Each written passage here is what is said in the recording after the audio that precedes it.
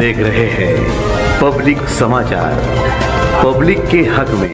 आज मालेगांव शहर में एक तकरीबन 13.5 से पौने 14 साल बच्चा जिसने ही अपने ही मकान के ऊपर फांसी लगाकर अपने आप को ख़त्म कर लिया, हमारे शहर के लिए ये बहुत दुख की बात है।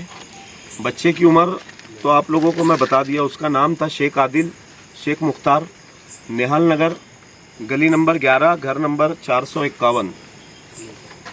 फांसी लगाने की वजह ऐसी समझ में आई, हम लोगों ने, हम सभी जिम्मेदार यहाँ पे निहाल हाजी साहब, एहसान भाई, अज्जू, अन्नू, आसिफ भाई, ये सब लोग उनके घर पे जाके उनकी वालदा से हमने जिस वक्त मुलाकात की तो उसकी वालदा ने वजह बताई कि वजह ये थी कि लड़का मोबाइल लेकर खेल रहा था और काफ़ी टाइम से उसके हाथ में मोबाइल था, वो पबजी गेम खेल रहा था। तो मैंने उसको 2-3 मरतबा बोली कि अपने वहाँ मेहमान आए हुए हैं, कुछ बाहर से सौदा ला दे ताकि उनको चाय वगैरह दे के मेहमानों की मेहमान नवाजी की जाए।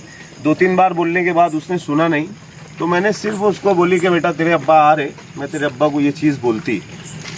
बस इतना बोलना कारण था। वो लड़के ने जाकर माँ को मोबाइल वगैरह शायद फेंका और जाकर उसने एक बंद कमरे के अंदर ओढ़नी के ज़रिए अपने आप को फांसी लगाकर ख़त्म कर लिया।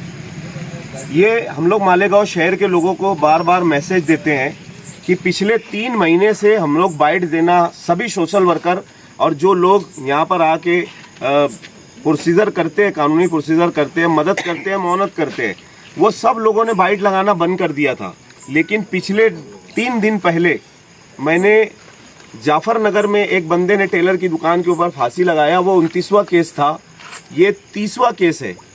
रमज़ान महीने से लेकर अभी तक ये पूरी दुनिया का शायद सर्वे अगर हम लोग कर लेंगे, जितनी छोटी बड़ी सिटी है, बॉम्बे जैसा सिटी बोलो या बड़े से बड़ा सिटी बोलो, वहाँ पर भी इतने हादसात नहीं होते जितने मालेगांव शहर में ये हादसात दिन ब दिन बढ़ते जा रहे।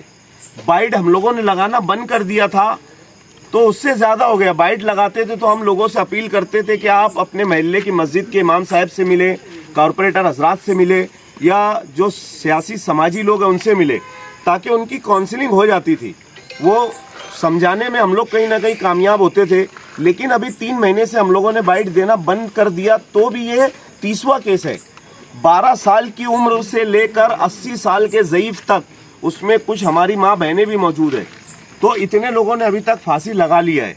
हम अभी हमारी जस्ट आसिफ शेख साहब से बात हुई, इससे पहले भी बात हुई थी, तो उन्होंने खुद आगे बढ़कर कहा था कि यार अपनों को मालेगांव शहर में एक मोमेंट चलाने की ज़रूरत है और बहुत शदीद इसकी ज़रूरत है, एक नशे के ऊपर और एक जो हमारे शहर में इस तरीके से फांसी लगाकर मर रहे हैं उसके ऊपर हमको हर हाल में कुछ भी करके इसके ऊपर हम लोगों को एक मोमेंट चलाना पड़ेगा। मालेगांव शहर के सभी लोगों से हम दरख्वास्त करते हैं अपने अपने बच्चों पर ध्यान दे, माँ बाप खास तौर से ध्यान दे कि हमारा बच्चा क्या कर रहा है।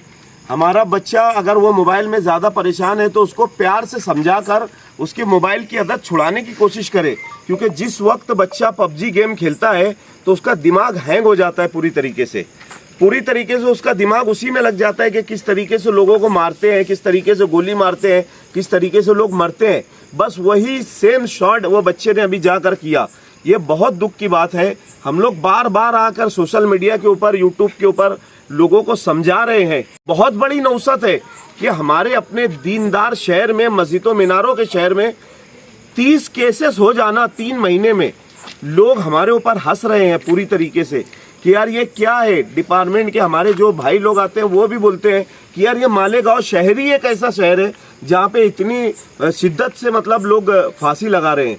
तो खुदा के वास्ते हम लोग सभी लोगों से गुजारिश करते हैं कि इसके ऊपर सोच विचार किया जाए। मालेगांव शहर के अंदर बैठ के सब एक प्लेटफॉर्म पे आए और इसके ऊपर कोई ना कोई एक ऐसी तहरीक चलाए कि मालेगांव में हम लोग लोगों को जागरूक करने में कामयाब हो।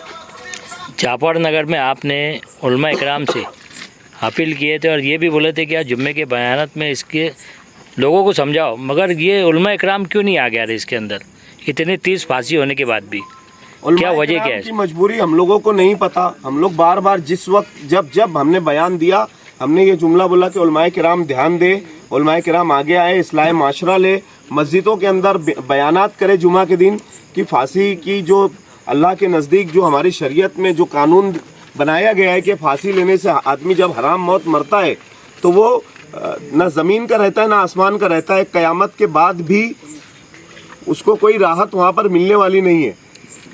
तो ये सारी चीज़ें अगर उलमाए किराम लोगों के दिमागों में अगर डालेंगे आके या मस्जिदों में बयानात करेंगे तो हो सकता है इंशाअल्लाह इससे कहीं ना कहीं फ़र्क पड़ेगा, क्योंकि पीछे भी इस तरीके के मामलात हो रहे थे। तो मालेगांव शहर से हमारे सैयद अमीनुल कादरी साहब ने, मौलाना उमरैन साहब ने और कुछ उलमाए किराम ने स्टेज लगा कर इस तरीके से बयानात शुरू किए थे, तब भी काफ़ी फ़र्क पड़ा था। एहसान भाई, जब भी हम सवाल करते हैं उलमा किराम को आगे लाने को करते हैं, मगर बहुत सारी मालेगांव शहर में स्कूलें भी चलती है, स्कूल जो टीचर लोग पढ़ाते हैं स्कूल बच्चों को, तो उनको क्या बताना चाहेंगे आप? पहली बात तो ये जो हादसा हुआ है बहुत ही दर्दनाक हादसा है। ऐसे हादसे मालेगांव शहर में रुकना चाहिए। जैसे कि अभी सफीक भाई ने पूरी डिटेल बताई, वो बहुत ही पुराने सोशल वर्कर है, ये सब चीज़ें उनको ज़्यादा मालूमात भी है। हमारी गुजारिश है, आपने जैसे उलमाओं से बोले, उलमा तो उनके हिसाब से करेंगे, लेकिन स्कूल में भी जो स्कूल में हो सकता है तो बाहर दूसरी जगह नहीं हो सकता, स्कूल और उलमाओं के ज़रिए।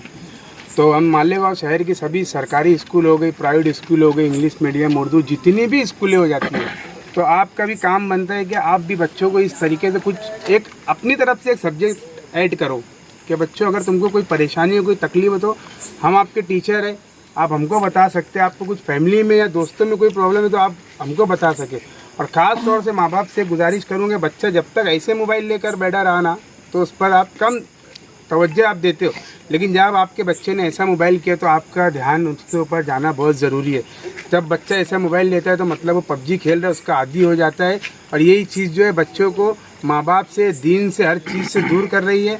तो पहली बात जैसे इरफान चाचा ने यहाँ बताया कि स्कूल मैनेजमेंट, जितने भी मालेगांव शहर के स्कूल मैनेजमेंट है, सबसे यही गुजारिश है कि आपके क्लासेस में जो भी बच्चे पढ़ते हैं तो आप एक चीज़ उनको छेड़े। जैसे सफीक भाई ने बताया कि बाइट देना बंद कर दीजिए। बाइट क्यों देते थे कि लोगों में बाइट देख करके और सोचने की वो आती थी कि अरे इसने फांसी लिया तो कुछ ना कुछ वजह होंगी, मैं भी ये कर लूँ। तो ये वजह थी कि बाइट देना बंद हो गया था, लेकिन आज बाइट हालत मजबूरी देना पड़ रही है कि मालेगांव शहर में 3 महीने के अंदर 30 फांसी के केस हो गए हैं। 3 महीना पूरा भी नहीं। सफीक भाई और हमारी इससे पहले ही बात हुई थी, एक बुजुर्ग ने बीमारी से तंग आकर फांसी ले लिए थे। आज मालेगांव शहर में इस्लाही माशरा बोलो या फिर स्कूल के ज़रिए बोलो, बहुत ज़रूरी है इस्लाह करना कि मालेगांव शहर की माँ बहनें हो या फिर बुज़ुर्ग हो या बच्चे हो, इस तरीके के कदम ना उठाए। मालेगांव शहर के अंदर बहुत अच्छे सोशल वर्कर है, अपनी मस्जिद के पेश इमाम है। जैसे सफीक भाई ने बोला, आप कांटेक्ट करिए, हमसे रास्ता करिए। जो जिम्मेदारान है आपके, आप जहाँ कहीं भी जाते हो वहाँ के जिम्मेदारों को आप बताइए कि भाई हमको फला तकलीफ़ है, घर से तकलीफ़ है, बाहर से तकलीफ़ है। आप ये तकलीफ़ आपकी बताकर इसका हर तकलीफ़ का, हर मसले का हल निकल सकता है।